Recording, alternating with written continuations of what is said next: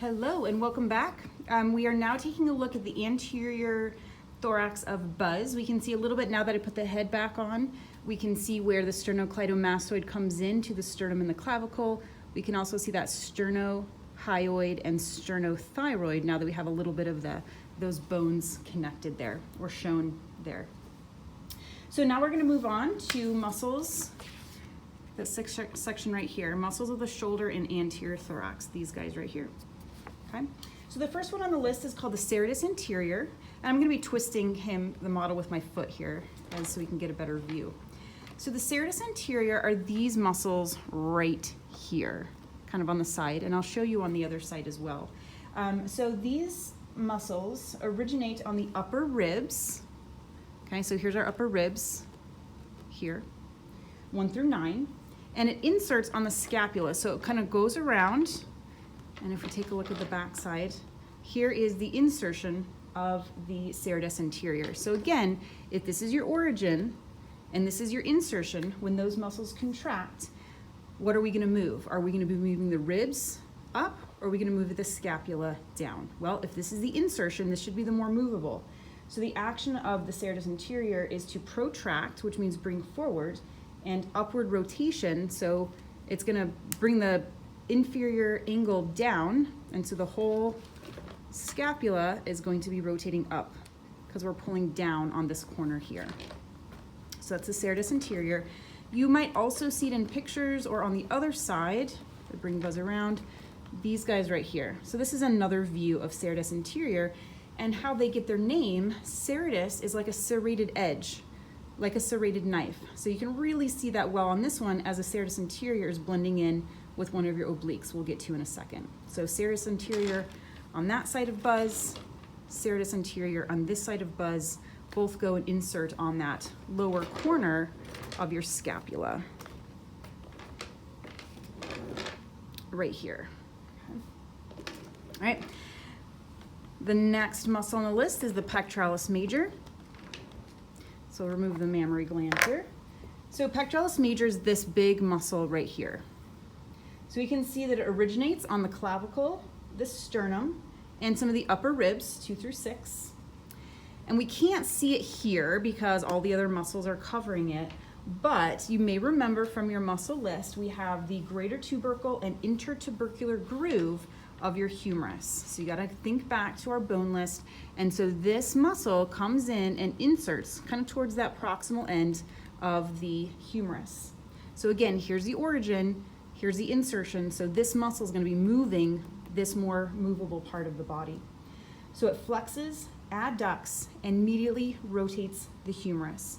So in anatomical position, this arm isn't movable, but I'm going to take this one off.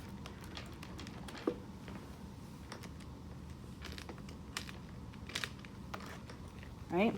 So if we're going to do Pectoralis Major action, an anatomical position flexes. So we're going to be pulling the arm anteriorly, adduct, bring it in, and medially rotate the humerus, medially rotate. So I don't know if that's easy to see. So that is your Pectoralis Major. On this side, so that was the major, the minor sits underneath it. So this is the deeper muscles on this side of Buzz. These are the more superficial.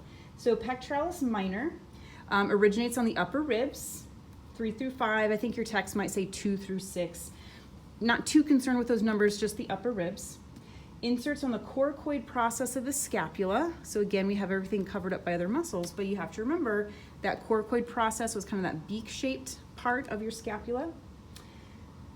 So the Pectoralis Minor does a lot of movement of the shoulder itself, since it's hooked onto the scapula and not the humerus. So this one's hooked to the humerus, this one's hooked to the scapula.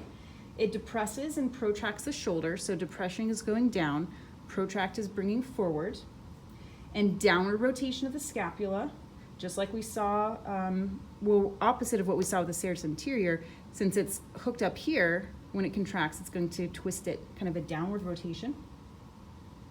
And then elevates the ribs, so it can pull on these ribs. Even though this is the origin, it can pull, if you are stabilizing your shoulder, it might help to pull up on some of those ribs. Okay, so that's your Pectoralis Minor. The next one, it's called the deltoid, even though it is more associated with the arm, but it's in this collection of muscles. So the deltoid originates on the clavicle and scapula here, inserts on the deltoid tuberosity. So you remember that was one of our markings on the bone list. So if you remember kind of the position of how the arm sits, if it's going to insert on that lateral marking of your humerus, when this muscle contracts, it's going to raise your humerus up. So it's the prime mover of what we call that abduction, moving the shoulder, moving the arm away from the midline. But because it's got fibers both anteriorly and posterior, it can also help in flexion. So it's going to be bringing the arm forward, extension, bring the arm back, and rotation in both directions because of these anterior and posterior fibers. But it primarily serves as an arm abductor, moving that arm away from the side of the body. All right, that's our deltoid. The next, turn them around here, is our big back muscle called Latissimus Dorsi. That's this big guy right here. This muscle, so you can see this big tendinous sheath that it uses, it originates on the spinous processes of your lower thoracic and lumbar vertebrae, and ribs 8 through 12, and the iliac crest right in here. So all of this is going to be the insertion point along those spinous processes of the lower vertebrae, ribs, and iliac crest, and then inserts way up here into your armpit on that intertubercular groove, but from the back side. So it's inserting onto that groove, kind of up underneath your armpit. So what it does to the humerus is it adducts, it's going to bring it, so if your arm is out here, it's going to bring it back in, so adduction, and it's going to help with medial rotate. So medially rotate is going to be kind of twisting it towards the front because it's hooked from the back to the front, and also helps to extend. Okay, so if your arm is flexed forward, it's going to help bring it back to anatomical position. All right, so that is our Latissimus Dorsi.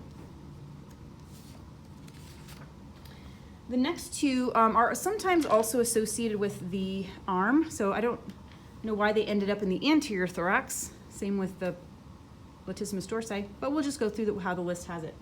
So we have our teres major and teres minor. So those are these muscles here. I'm going to take the deltoid off quick so you can see a little bit more of those. So these are deltoid, I just took the deltoid off. These are teres major and minor. So the teres minor is on